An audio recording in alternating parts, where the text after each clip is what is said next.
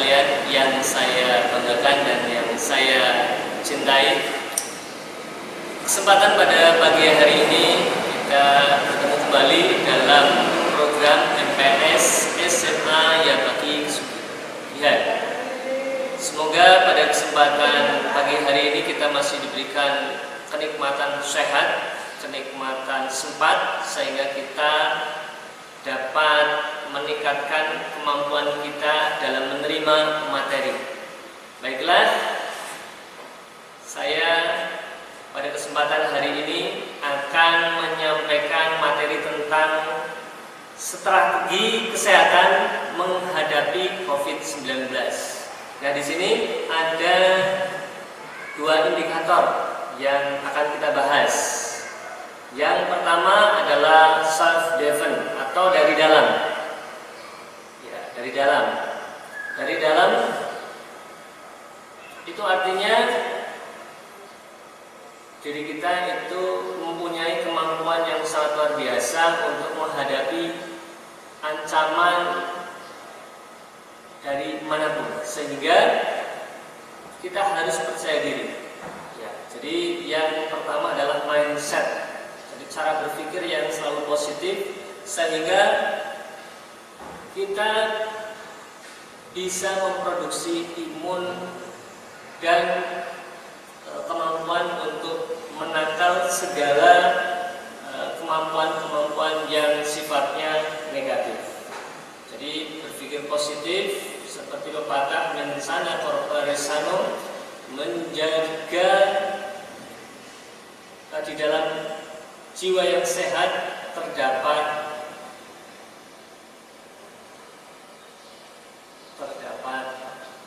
di dalam tubuh yang sehat terdapat jiwa yang kuat. Nah, maka di sini kita perlu menempatkan pada hal-hal yang kita bisa tempatkan. Ya, seperti itu. Jadi kita harus berpikir positif sehingga aspeknya menyeluruh ke segenap sel-sel yang ada dalam tubuh kita. Itu yang pertama. Jadi indikator dari dalam yang perlu kita kuatkan sehingga itu bisa kita minimalisir. Ya, itu juga bisa dalam segi spiritual. Karena ada beberapa ayat yang menyampaikan bahwa inna fi khalqi fis samawati wa ma fil ardi wa ikhtilafil laili wan nahari la ayatin li ulil albab. Jadi di situ pergantian antara siang dan malam, ya, tercipta orang-orang yang berpikir. Maka kita orang yang berpikir, maka gunakan kepribadian kita, cara berpikir kita, sehingga apa yang kita butuhkan betul-betul bisa kita aplikasikan.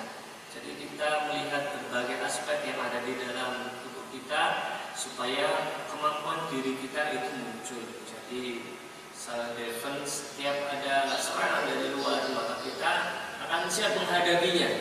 Ya, intinya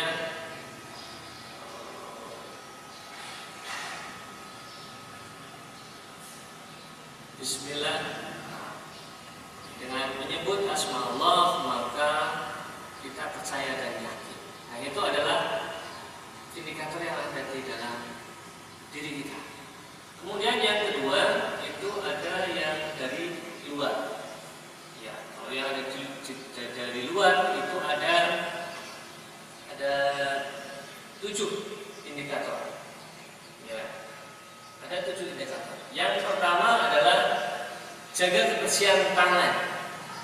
Jaga kebersihan. Nah, di sini apa saja yang kita bahas kaitannya dengan kebersihan tangan, yaitu bersihkan tangan dengan cairan pencuci tangan atau hand sanitizer. Apabila permukaan tangan tidak terlihat kotor, namun apabila tangan kotor, maka bersihkan menggunakan sabun dan air mengalir.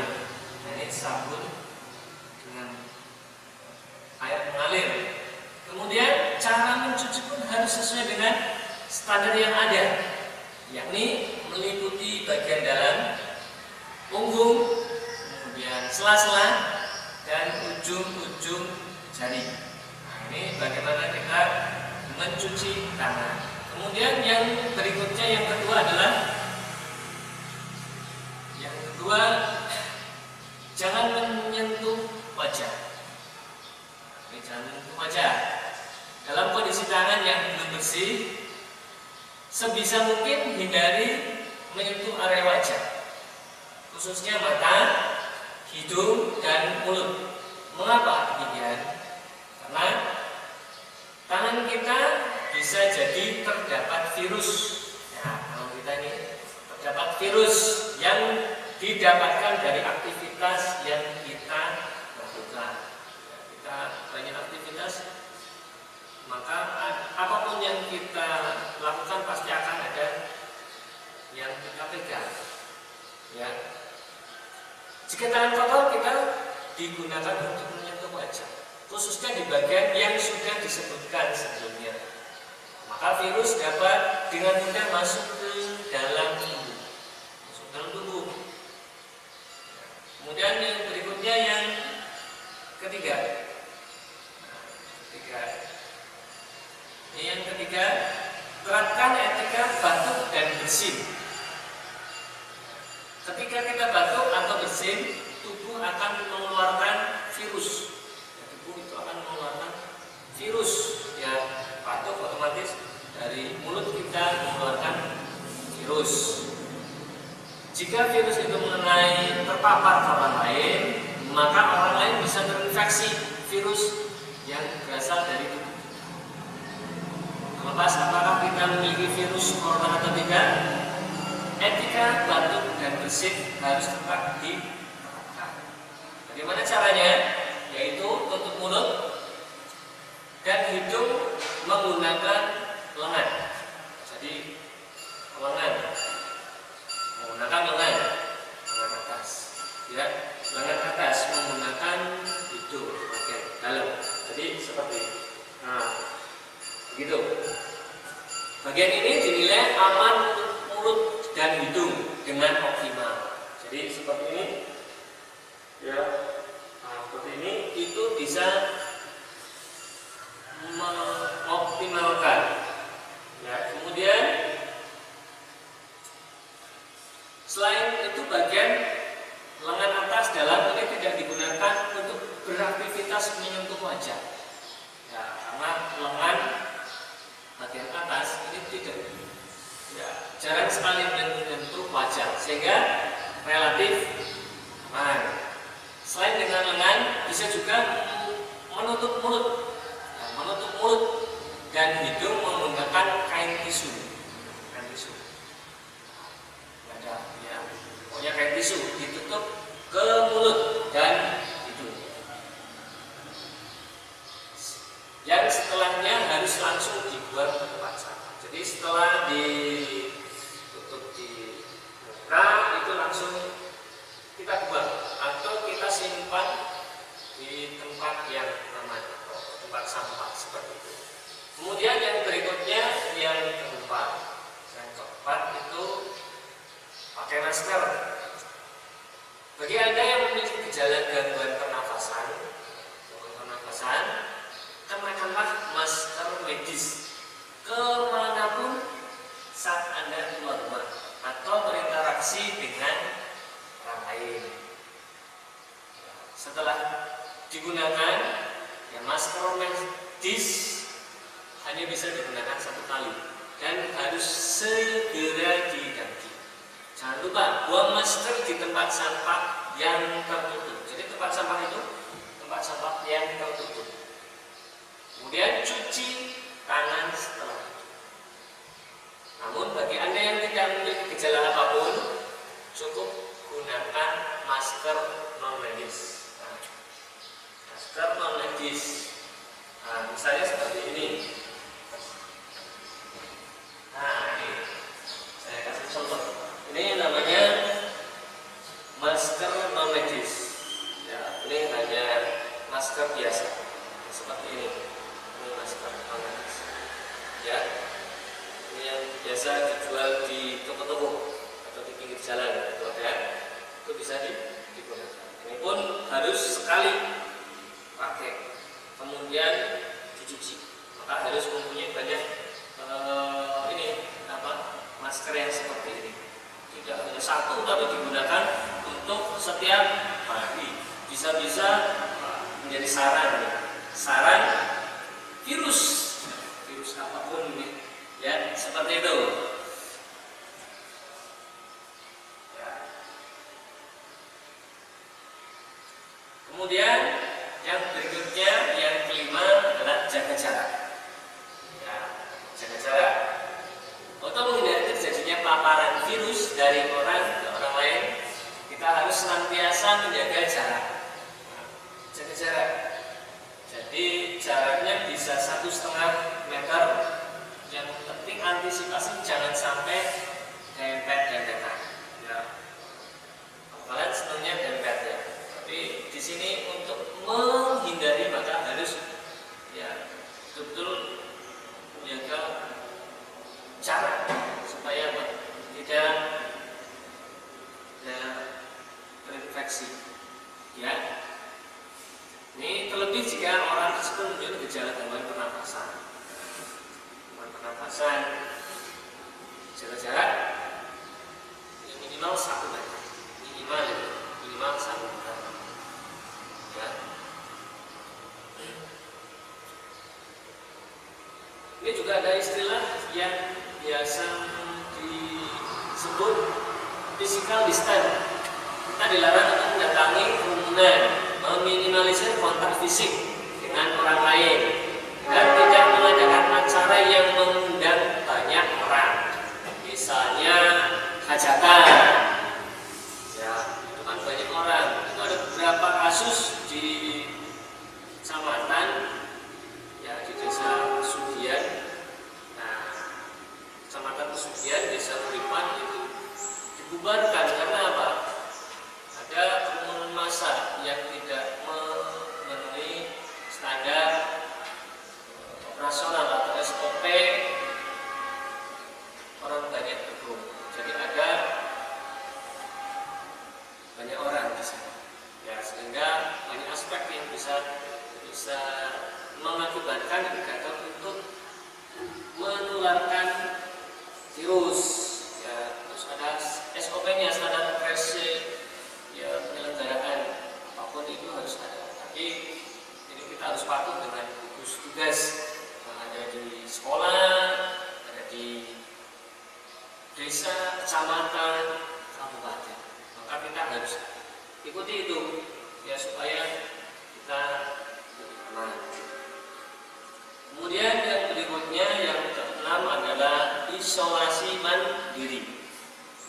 Jadi Anda yang merasa tidak sehat seperti mengalami demam, batuk, pilek, nyeri, tenggorokan atau sesak nafas, maka diminta secara sadar atau sukarela melakukan isolasi mandiri di dalam rumah. Ya, tetap berada di dalam rumah dan tidak mendatangi tempat kerja, sekolah atau tempat umum lain karena memiliki risiko terinfeksi COVID-19 dan menularkannya ke orang lain. Nah, walaupun sudah ada surat dari puskesmas, itu harus diikuti protokol kesehatan yang sekolah, pesantren, apalagi yang berpergian jauh, yang pesantren harus ada isolasi ya selama 14 hari. Ya, dan yang sehat itu tidak masalah walaupun membawa virus. Tapi kalau sudah membawa, otomatis kita punya kesempatan menularkan kepada yang lain. Ya, misalnya yang banyak punya penyakit ya komplikasi ya, batuk, paru-paru, kemudian jantung. Apalagi usia yang sudah lanjut itu sangat rentan sekali. Ingat ya, kalian harus punya kedisiplinan dan diri bisa menjaga sehingga protokol kesehatan itu harus ikuti, ya seperti itu. Jadi tetap ikuti protokol kesehatan, isolasi mandiri. Kalau semuanya dari luar kota, dari pesantren banyak yang dari luar kota, apalagi yang datang dari kota lain, itu harus betul-betul disiplin bisa mengisolasi diri supaya virus pandeminya bisa teratasi secara maksimal. Kemudian yang berikutnya adalah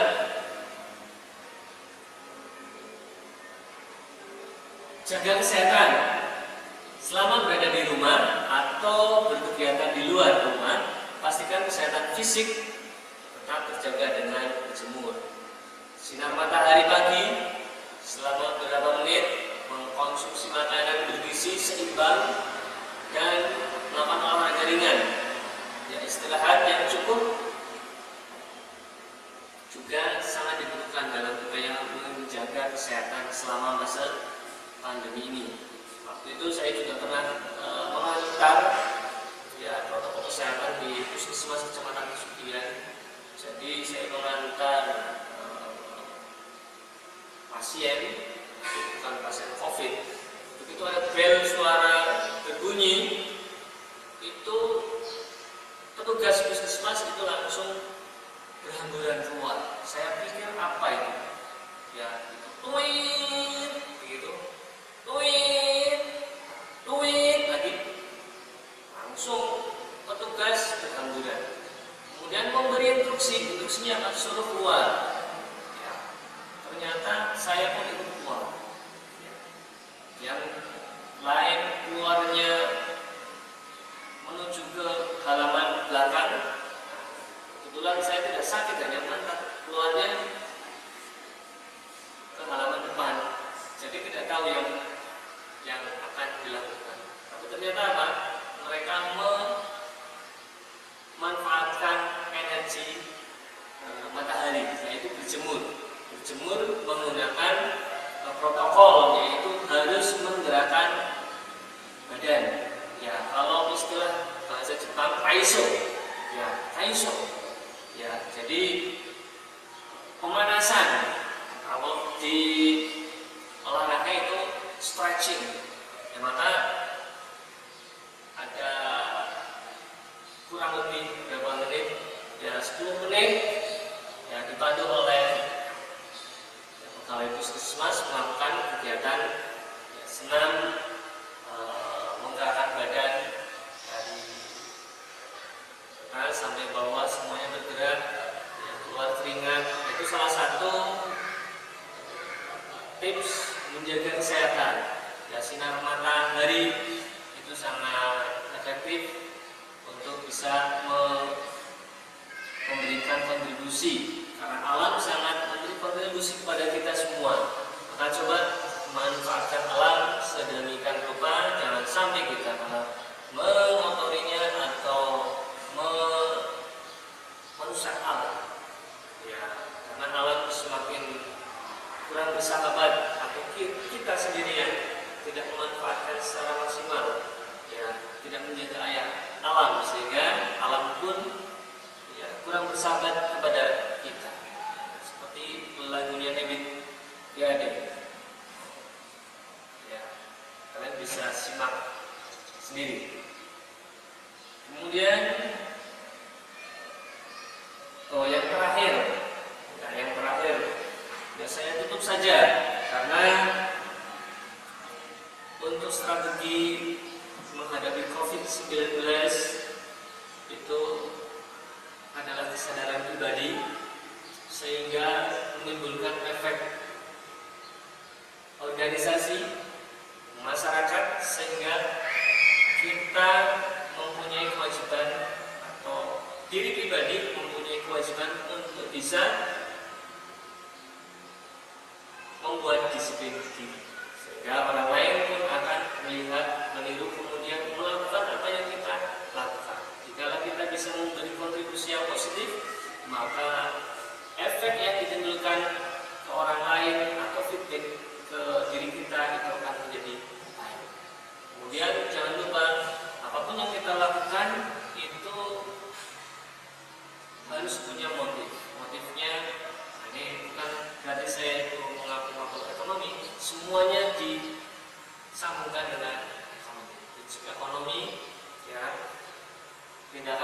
ekonomi itu ya memang berkaitan, tapi alangkah baiknya apabila apa yang kita lakukan bisa menguntungkan bagi diri kita dan bagi orang lain. Begitu. Jadi sama-sama saling menguntungkan. Itu yang bisa saya sampaikan. Semoga tetap semangat di masa pandemi corona ini. Kalian tetap sehat, kemudian selalu kreatif untuk bisa menggali diri kalian di dalam hati, bulatkan tekad bahwa corona itu akan cepat berlalu. Dengan mendekatkan diri kepada yang berkuasa, ya, selalu berdoa, kemudian secara fisik kalian melakukan protokol sesuai dengan gugus tugas yang nasional yang sudah kalian tadi dapatkan, ya, referensi pengetahuan yang Bapak Guru tadi sampaikan. Semoga ini bermanfaat bagi anak-anakku sekalian. Sampai ketemu lagi di pertemuan yang akan datang, tentunya dalam suasana yang lebih bahagia, lebih menarik, lebih semangat, lebih wah gitu ya. Jadi ada banyak hal yang bisa kita lakukan dengan kita bertemu. Ya. Jadi kita menantikan pertemuan yang nyata dan tidak hanya pertemuan lewat media.